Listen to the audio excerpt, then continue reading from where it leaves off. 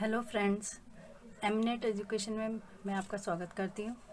आज मैं आपको हिस्ट्री का एक चैप्टर लेकर आई हूँ, गुलाम वंश। लेकिन गुलाम वंश से पहले हम जानेंगे कि सल्तनत काल क्या होता है। ठीक है, तो सल्तनत काल के बारे में हम सबसे पहले जानेंगे कि सल्तनत काल होता क्या है।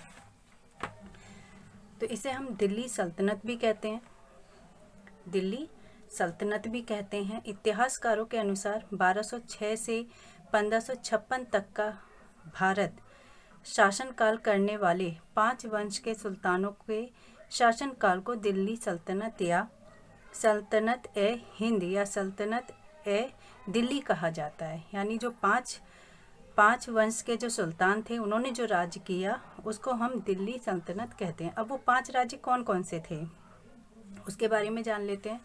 तो ये 5 राज्य जो थे, ये 5 वंश जो थे वो थे गुलाम वंश, पहला वंश। इसका समय काल था 1206 से 1290।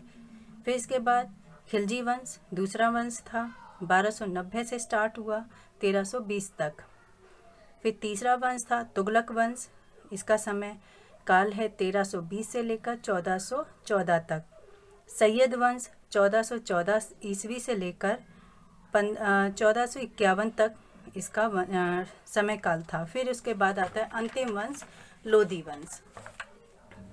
आप देखें लोधी वंश क्या है, 1451 से लेकर 1556 तक। आपने सुना होगा 1556 की लड़ाई इब्राहिम लोधी के बीच हुई थी बाबर के साथ। तो ये अंतिम वंश था और इसके बाद इसका समय जो था वो समाप्त हो गया, सल्तनत काल का समय जो था वो समाप्त हो गया। इसमें से पहले 4 वंश जो थे वो कौन से थे, तुर्क थे, यानी मूल रूप से तुर्क थे। और जो अंतिम आखिरी जो वंश था वो अफगानी था, यानी अफगान का था। ठीक है, तो हमें ये पता चल गया दिल्ली सल्तनत किसे कहते हैं। तो दिल्ली सल्तनत में क्या होते, 5 वंश के सुल्तानों ने राज किया था। पहला था गुलाम वंश, दूसरा खिलजी वंश, तीसरा तुगलक वंश, चौथा सैयद वंश और लास्ट लोधी वंश। ठीक है, तो ये 5 वंशों के सुल्तानों को दिल्ली सल्तनत या सल्तनत काल के नाम से जाना जाता है। मैं आज आपको गुलाम वंश के बारे में पढ़ाऊंगी और इसकी मैं 1-2 वीडियो बनाऊंगी जिसमें हम ये गुलाम वंश कंप्लीट करेंगे। ठीक है, तो पहला जो टॉपिक है वो गुलाम वंश है। और गुलाम वंश में जो पहला शासक है कुतुबुद्दीन ऐबक, उसके बारे में हम आज पढ़ेंगे। तो हम स्टार्ट करते हैं। गुलाम वंश को हम दास वंश भी कहते हैं, मामलुक वंश भी कहा जाता है। यहाँ देखें, दास वंश भी कहते हैं इसको, गुलाम वंश भी कहते हैं और मामलुक वंश भी कहा जाता है इसको। इसका समय काल मैंने आपको पहले ही बताया, 1206 से लेकर 1290 तक। गुलाम वंश का संस्थापक या कह लीजिए दास वंश का संस्थापक, या आप ये भी कह सकते हैं मामलुक वंश का संस्थापक किसे कहा जाता है, तो वो कौन है, कुतुबुद्दीन ऐबक। इसकी स्थापना कब की इसने, 1206 ईस्वी में इसकी स्थापना की थी। किसने की थी, कुतुबुद्दीन ऐबक ने की थी। ये फारसी कुछ नहीं है।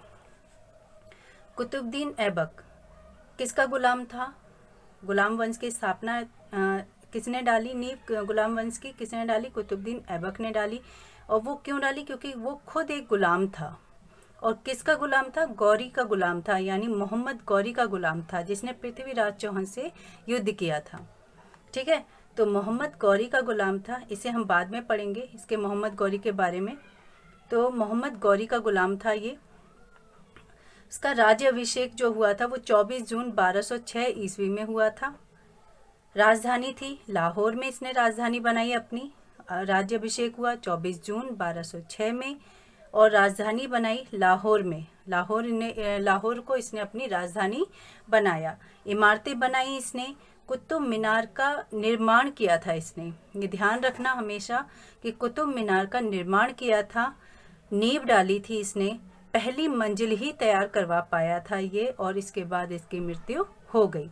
इसीलिए बोला जाता है कि कुतुब मीनार की नींव किसने डाली, तो किसने डाली, कुतुबुद्दीन ऐबक ने डाली। उसी के नाम से कुतुब मीनार है। कुतुब उल इस्लाम मस्जिद, कुतुब उल इस्लाम मस्जिद, इस्लाम मस्जिद कहाँ पर है? ये दिल्ली में है। 2.5 दिन का झोपड़ा, ये बहुत पूछा जाता है, 2.5 दिन का झोपड़ा किसने बनवाया, कहाँ पर है? तो इसके लिए 2.5 दिन का झोपड़ा जो है वो अजमेर में है। और इसे किसने बनवाया? इन दोनों को, कुतुब उल इस्लाम मस्जिद और 2.5 दिन का झोपड़ा किसने बनवाया? कुतुबुद्दीन ऐबक ने बनवाया। तो ये दोनों क्या हैं? ये भी पूछ लिया जाता है कि दोनों हैं क्या? कुतुब उल इस्लाम मस्जिद और 2.5 दिन का झोपड़ा, ये दोनों क्या हैं? तो ये दोनों क्या हैं? मस्जिद है। ठीक है। लाख बख्श की उपाधि भी इसने धारण की थी। लाख बख्श का मतलब होता है लाखों का दान देने वाला। लाख बख्श का मतलब होता है लाखों का दान देने वाला, और उपाधि मतलब कहा जाता है उसने ये पद हासिल किया था, तो उसे इस लाख बख्श की उपाधि भी धारण की थी। कुतुबुद्दीन का एक सेनापति था। ये कई बार क्वेश्चन पूछा जाता है कि नालंदा विश्वविद्यालय को किसने ध्वस्त किया? तो कुतुबुद्दीन का एक सेनापति होता है कुतुबुद्दीन का, उसका नाम बख्तियार खिलजी होता है। क्या होता है? बख्तियार खिलजी। उसने ही नालंदा विश्वविद्यालय को ध्वस्त किया था, यानी उसको नष्ट कर दिया था, तोड़ दिया था, एक्सेट्रा। ठीक है। तो बख्तियार खिलजी ने कुतुबुद्दीन का जो सेनापति है उसने नालंदा विश्वविद्यालय को ध्वस्त कर दिया था, तोड़ दिया था। अब कुतुबुद्दीन ऐबक की जो मृत्यु होती है वो 1210 में होती है, और ऐबक का मकबरा लाहौर में है। मृत्यु तो 1210 में हो गई, उसके बाद उसका मकबरा भी तैयार किया गया। तो वो कहाँ तैयार किया गया? वो लाहौर में तैयार किया गया। मकबरा वहाँ बनता है जहाँ इनकी डेड बॉडी जो होती है वो दफनाई जाती है, तो उसे मकबरा बोलते हैं। चौगान खेलते समय कुतुबुद्दीन को चौगान खेलने का बहुत शौक था, कुतुबुद्दीन ऐबक को, और उसी चौगान खेलते समय उसे बहुत शौक था कुतुबुद्दीन को चौगान खेलने का। तो चौगान खेलते समय घोड़े से गिरकर ही उसकी मृत्यु हुई थी। किसकी मृत्यु हुई थी? कुतुबुद्दीन ऐबक की। तो उससे ये भी सवाल पूछा जाता है कि क्वेश्चन पूछा जाता है कि चौगान खेलने का किसको शौक था? कौन शासक चौगान खेलता था या खेलना पसंद करता था? तो वो कौन था? कुतुबुद्दीन ऐबक। तो यहाँ पर घोड़े से गिरकर किसकी मृत्यु हुई थी? कुतुबुद्दीन ऐबक की। क्यों हुई थी? चौगान खेलते समय, चौगान खेलना पसंद था उसको, चौगान खेल रहा था। और मकबरे के बारे में मैंने बताया गया, इसे लाहौर में दफनाया गया, और मकबरा भी इसका लाहौर में है, इसलिए मकबरा कहाँ पे है? लाहौर में है। इसका उत्तराधिकारी इसके बाद आता है एक आराम शाह। इसका उत्तराधिकारी कौन होता है? आराम शाह होता है, जो केवल इसका पुत्र होता है, और जो केवल 8 महीनों, सिर्फ 8 महीनों के लिए शासक बना था। ठीक है। तो 8 महीनों के लिए कौन शासक बना? आराम शाह की हत्या किसने की थी? तो ये भी सवाल पूछा जाता है, आराम शाह की हत्या किस शासक ने की थी? तो आराम शाह की हत्या इल्तुतमिश ने की थी। किसने की थी? इल्तुतमिश ने। 8 महीनों के लिए गुलाम वंश का कौन सा शासक था? आराम शाह था, जो कुतुबुद्दीन ऐबक का पुत्र था। आराम शाह की हत्या करके 1211 ईस्वी में इल्तुतमिश जो था गद्दी पर बैठ गया 1211 में। अब किसका वंश शुरू हो जा रहा है? अब इल्तुतमिश का शुरू हो रहा है। गुलाम वंश का ही है वो, लेकिन इल्तुतमिश कौन था? इसका पूरा नाम था शमसुद्दीन इल्तुतमिश। क्या नाम था इसका? इल्तुतमिश, शमसुद्दीन इल्तुतमिश। इल्तुतमिश एक तुर्किस्तान का था। कहाँ का था ये? तुर्किस्तान का। समय काल था इसका 1211 से 1236 तक, यानी 1211 में उसने अभिषेक किया और 1236 तक अपना राज्य पद संभाला, समय काल जिसे बोलते हैं। इल्तुतमिश इलबरी वंश का तुर्क था। इलबरी वंश, ये पूछा जाता है कि इल्तुतमिश कौन से वंश का तुर्क था? तो इलबरी वंश का तुर्क था। ऐबक का गुलाम था। जैसे अभी ऐबक किसका गुलाम था? ऐबक जो था वो मोहम्मद गौरी का गुलाम था, और ये किसका गुलाम था? ये ऐबक का गुलाम था। गुलाम व दमाद दोनों था। बदायूं का गवर्नर भी था, राज्यपाल भी कह सकते हैं। कुतुबुद्दीन की मृत्यु के समय ये कहाँ का गवर्नर था? बदायूं का गवर्नर था। तो दिल्ली को अपनी राजधानी बनाया। कुतुबुद्दीन ऐबक ने लाहौर को अपनी राजधानी बनाया था। इसने अपनी दिल्ली को अपनी राजधानी बनाया। कुतुब मीनार को पूरा करवाया, इसने ही कुतुब मीनार को पूरा करवाया। कुतुबुद्दीन ऐबक ने सिर्फ नींव डाली थी, ना कि कुतुब मीनार पूरा करवाया था, जबकि इसने क्या करा, कुतुब मीनार को पूरा करवाया। सबसे पहले शुद्ध अरबी सिक्के किसने जारी किए थे? तो ये भी इल्तुतमिश ने किए। किसने जारी किए? इल्तुतमिश ने जारी किए। शुद्ध अरबी के सिक्के चांदी का टका, चांदी का टंका एवं तांबा का जीतल, ये किसने चलाए? ये इल्तुतमिश ने चलाए। अब इल्तुतमिश ने इक्ता प्रणाली चलाई थी। इल्तुतमिश ने इक्ता प्रणाली चलाई।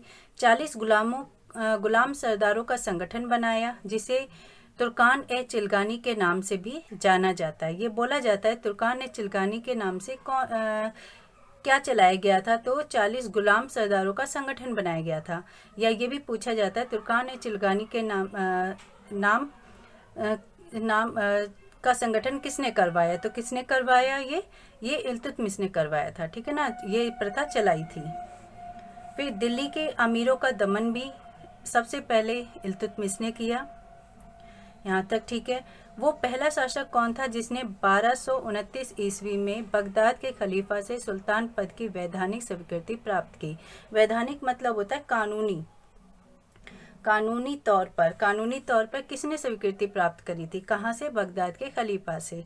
तो ये भी पहला शासक था इल्तुतमिश। किसने वैधानिक स्वीकृति प्राप्त की थी? इल्तुतमिश ने। किससे? बगदाद के खलीफा से सुल्तान पद की। ठीक है।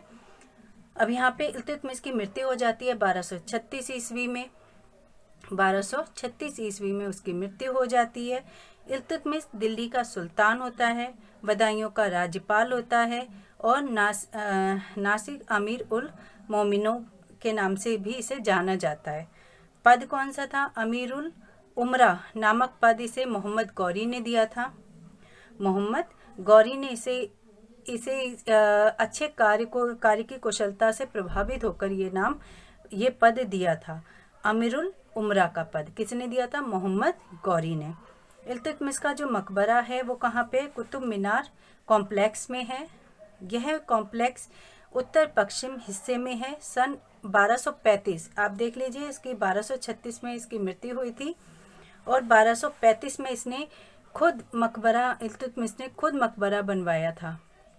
यह मकबरा एक गुम्बद से ढका था। ठीक है ना।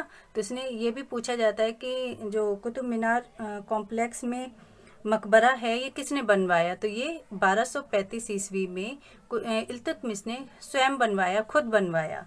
इल्तुतमिश की संतानें 4 संतानें थीं, जिसमें से 3 लड़के थे और 1 लड़की। ठीक है, और 1 लड़की थी। नसीर उर दीन महसूद पहला पुत्र, रुकुद्दीन फिरोज शाह दूसरा, रजिया सुल्तान तीसरे नंबर पे और मोइज़ुद्दीन उद्दीन बहराम। ठीक है, ये 4 इनके संतानें थीं। इल्तुतमिश के बाद उसका पुत्र रुकुद्दीन फिरोज शाह गद्दी पर बैठा, पर वह एक अयोग्य शासक था। उसके बाद रजिया सुल्तान बैठती है और रजिया सुल्तान जो है वो मैं सेकंड पार्ट में आपको पढ़ाऊंगी। थैंक यू, धन्यवाद।